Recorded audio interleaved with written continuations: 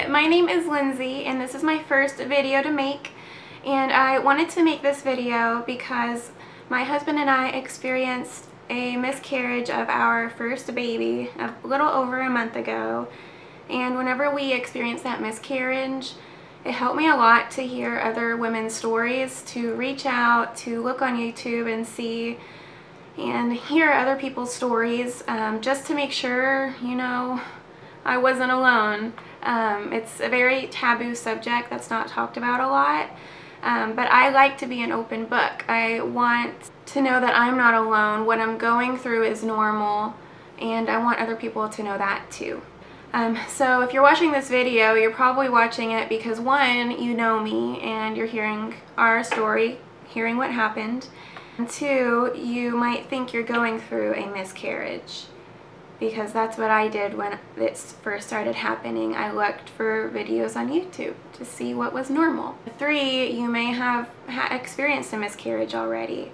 So if you are watching this video and it's one of those three, one, thank you for finding this video and watching it. Two, miscarriage is not pretty, so I may have to describe some things that aren't the most pretty, maybe a little TMI.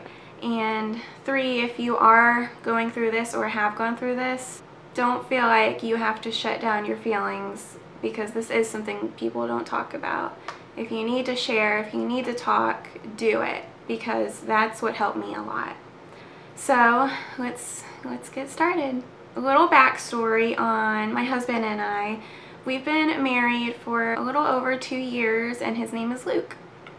And we found out that we were pregnant on August 2nd.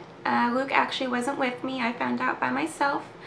And it was my day to plan our weekly date night. So I planned a little something special, and at the end of the night told Luke that we were pregnant. So that was really, really exciting. He was super surprised.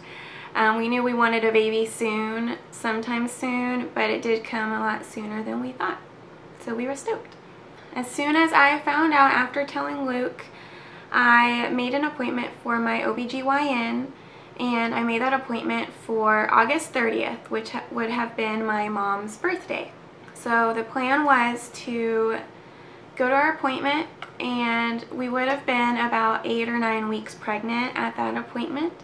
And we were probably going to tell the world that we were pregnant sooner than 12 weeks, just after our first appointment. So we were planning on going to that appointment, making sure everything was good, and then seeing my mom for her birthday and announcing. And in the next 2 weeks, we told our families that we were pregnant, which now I'm very happy that we did. I'm glad that we got to celebrate this baby even just for a couple weeks before it happened, because we got some sweet videos and just really nice comments and just so much love from our families after finding out that we were pregnant. So let's get to the week that the miscarriage started. It started the week of our first doctor's appointment, but on August 24th, a Saturday, I had some brown spotting on my underwear, and I reached out to some of my best friends who have babies, who have been pregnant before, and they let me know that brown spotting isn't something to worry about. It can be normal, so I didn't worry too much. That was Saturday. Sunday came and it was the same thing, but Monday came, and this is where things got a little crazy. So Monday, I always watch The Bachelor, and after watching The Bachelorette, I went to use the restroom. Luke has game nights on Mondays, so he was relaxing too. But when I went to the restroom, I wiped, and it was bright red. It looked like I started my period. So obviously, from brown spotting to bright red blood, I knew something was wrong. And I feel like part of me in my gut in that moment knew what was happening, but of course I tried to remain hopeful. So I called Luke into the restroom. He came right away, and he was startled. He was shocked. I was shocked, and he came with me and just prayed. He just prayed with me while I was sitting on the toilet, because we knew this was not a circumstance where we wanted bright red blood to be there. So from there, you know, there was nothing we could do about it. We just kind of went on with our night and went to sleep and hoping that the bleeding would stop. So I went to sleep, but I woke up around 2 a.m. because my stomach was kind of upset. I was tossing and turning, trying to sleep, because I knew if these were cramps, that was not a good sign. So I finally got up to go use the restroom around 2:30, and I had a bit of a stomach ache. I just had some diarrhea, had to, you know, go to the restroom, but I had Luke get up with me because I was kind of like grunting, groaning, just in pain. It felt like cramps, but I also had to use the restroom. Sorry for TMI. And when Luke got up with me, he was super worried with me. We were both worried that these were cramps. After I used the restroom, I went back to bed and I felt completely fine, but they really did feel like cramps. So because of that, Luke told me to call into work, because if this was a miscarriage, this was something I did not want to have to go through work and just be an emotional wreck for. So I did. I texted my boss at like 4 a.m., an hour and a half of being on the toilet, and my boss was super understanding. So I let him know, can y'all just be praying for the baby? Don't know what's going on. I need the day off. And he totally understood and let me have the day off. From there, you know, I went back to sleep, was feeling okay, but when I woke up, I called the doctor, called the medical assistant to reach out to the doctor, which I didn't realize could take a few hours. So I called her. They said, okay, it'll take a couple hours to hear back from the doctor, and we'll give you a call back. In those couple of hours, Luke had gone to work, and I went to use the restroom. And when I went to use the restroom this time in the morning, I passed something in the toilet. I heard a plop, and my heart dropped, because I didn't know what that could be. And this was an instance where, like, I did not want to go to the restroom because I didn't know what I was gonna see. I didn't know how much blood. I didn't want there to be blood, and the fact that I heard a plop into the toilet just from peeing was not a good sign. So I had some gloves under the sink, and y'all may think this is gross, but I wanted to know what this was. So when I put on the gloves and reached into the toilet, I pulled out something that was like probably about that big, and it looked not like a baby, it looked like a sack. So of course I turned to YouTube, I turned to Google, and it did look like a gestational sac of what other people had lost as well. So from there, I also knew that I was miscarrying, but still reaching out to other people, they kept saying, you know, the cramps are like worse than period cramps, the bleeding is like worse than a period. But I just had mild cramps for like 2 hours, and the bleeding was like a normal period. So I was like, okay, well, maybe this is something else. I don't understand. Right after that happened, actually, the medical assistant called me back saying that she spoke with a doctor, and that what they want to do is they want to get me in for some blood work. But she asked for an update, so I told her, and she just emphasized, okay, yes, we will get you in for some blood work. What we'll do is we'll test your HCG levels, pregnancy hormone levels, because they should be rising every 2 days at this point in pregnancy. She said one of the things that could be happening is a miscarriage, along with 5 other things, of which this could be. So don't freak out, just try to rest. You can go to work, but it might be best to stay home. So I did. So after the medical assistant let me know all of this, let me know I should go get some blood work, Luke came home. He called me because he said that he couldn't focus, understandably. So he came home with me, and we went to get a blood draw. So went to get my blood draw and just waited for the medical assistant to call me back the next day. And when she did call me back the next day, she let me know that my HCG was 3404, so pretty much 3400.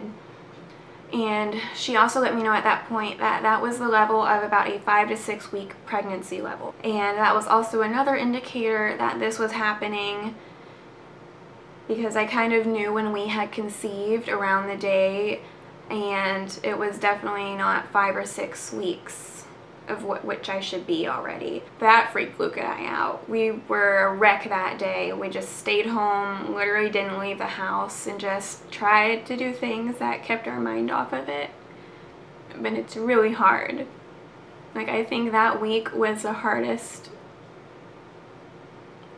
kind of like the hardest week of my life, because physically it was terrifying, and mentally, you know, our first baby, and now I don't understand why, but we were losing it. So after that, the next day, I went back for another blood draw. Keep in mind that this was the week of our appointment. So we had one blood draw, then 2 days later, another blood draw, and then the next day was our first appointment on August 30th, where we would have a transvaginal ultrasound and find out what happened. We told our family what was happening, asked for prayers, tried to stay as positive as we could. And I took the rest of the day off. I am very thankful that my boss let me do that, because I don't think I could have worked that week. Sure, it was bleeding just like a period, but you know, I couldn't imagine passing what I did at work, or being at work when I saw that, or anything. So I'm very thankful that it all happened at home, and that Luke was with me through the week, because he got the rest of the week off too. So let's get to the day of our first appointment. So on August 30th, my mom's birthday, we went to our first appointment.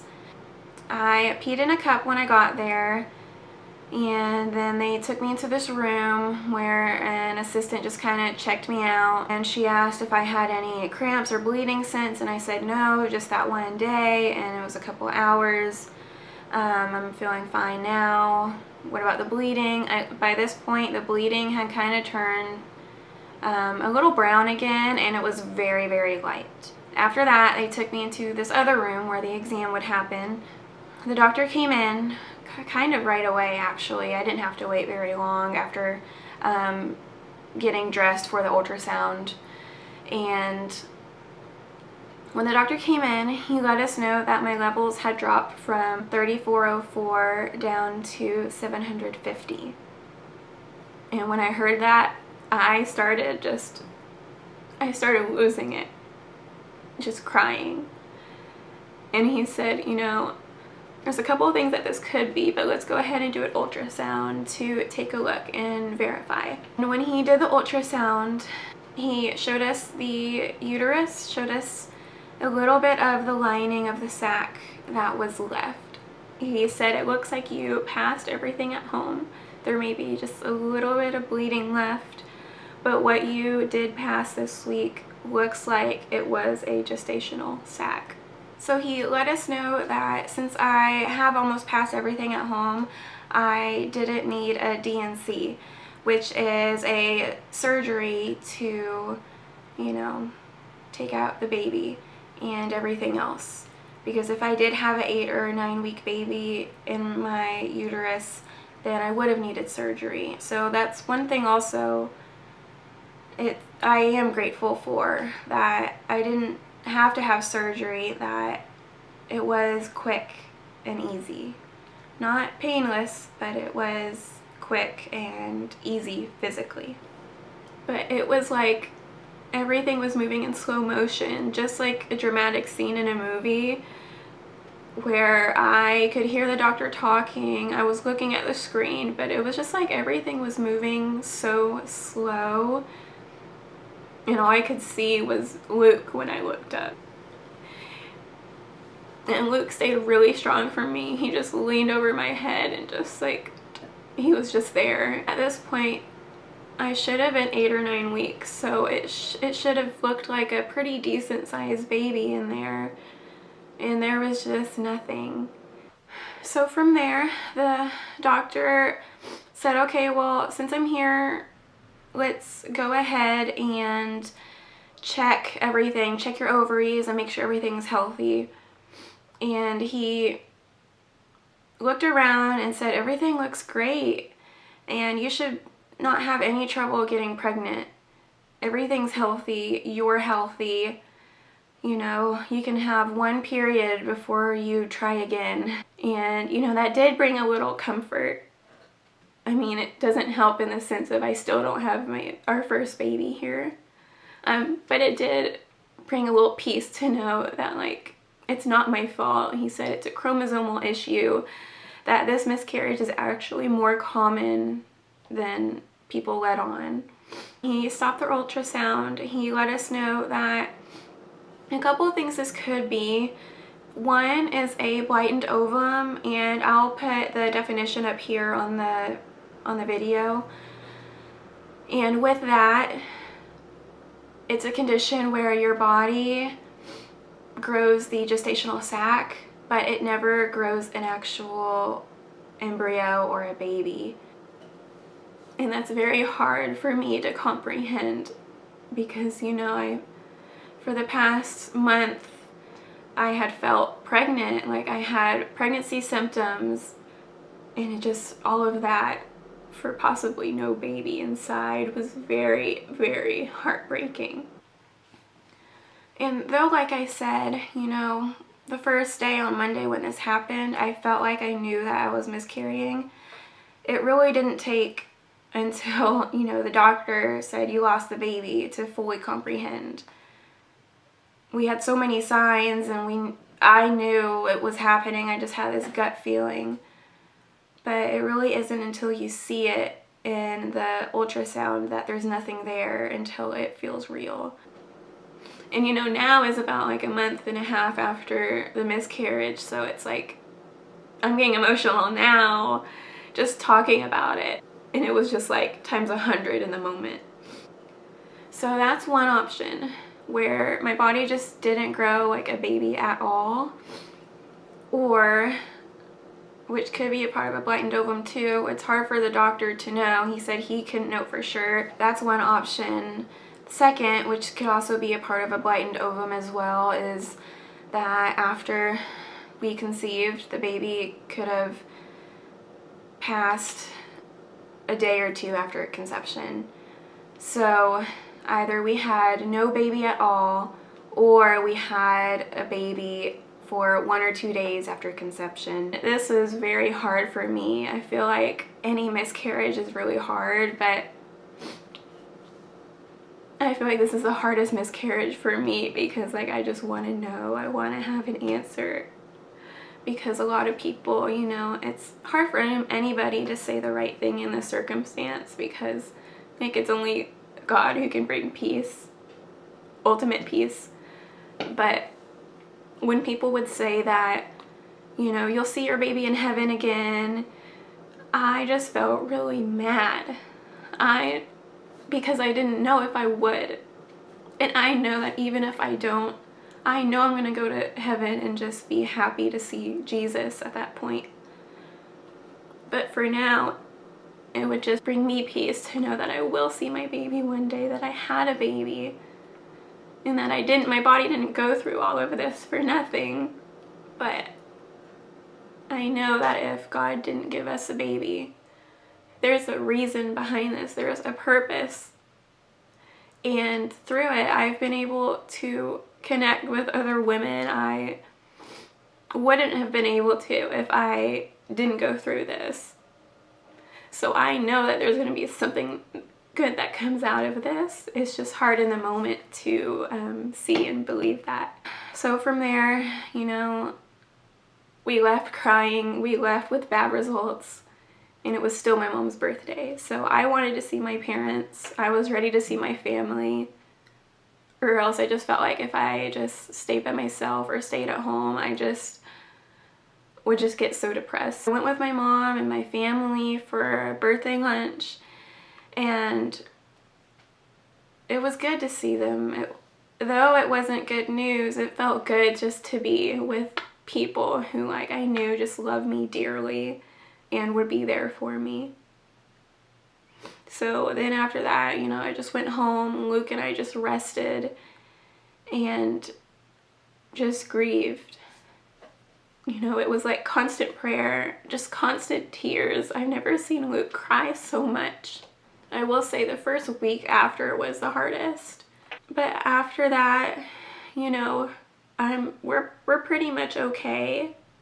It's just hard to see, you know, other women, because there's actually a lot of people around me who are having babies in April, who are pregnant and will have babies in April, and it's really hard to see that because that would have been the month our baby was due. So it makes me really emotional, and it's hard to see other babies right now. And that's me being completely honest. Not because I'm not happy for other people, but just because I thought it was my time. Oh my goodness. I try so hard not to cry.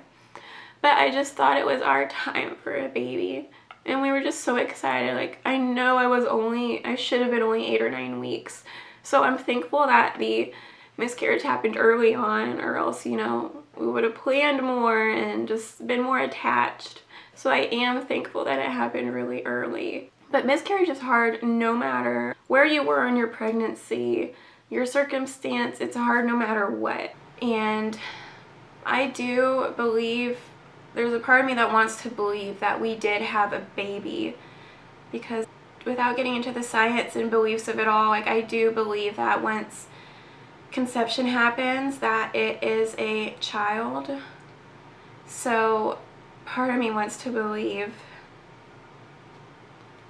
that I did have a baby, even if it was conceived for 1 or 2 days. But I do understand that there is a total possibility that we didn't have a baby at all. I mean, the doctor said that after Blighted Ovum happens, you know, it takes your body a few weeks for your body to realize that a gestational sac is present with no baby. So I still have to kind of like remind myself of scripture and God's goodness in moments of where I feel doubt and depressed, because there's a total possibility that I had no baby. So if you don't know about Blighted Ovum, hopefully you learned a little bit today that this is a thing, it happens, and that if you had this or you are going through this, it is okay to feel how you feel. It is okay to ask questions, but it's totally okay the next moment to be laughing and smiling, to not grieve 100% of the time. But it is okay if you're at the grocery store and you pass by the baby aisle and you need to take a second to recoup. Your feelings are normal. What you're going through is hard. So thank you for getting through this video, for all of your love and support, and if you wouldn't mind just joining us in prayer, you know, as we continue to grieve, but also pray for just a healthy baby in the future. And thank you so much for listening to our miscarriage story. Bye. Hope you have a great day.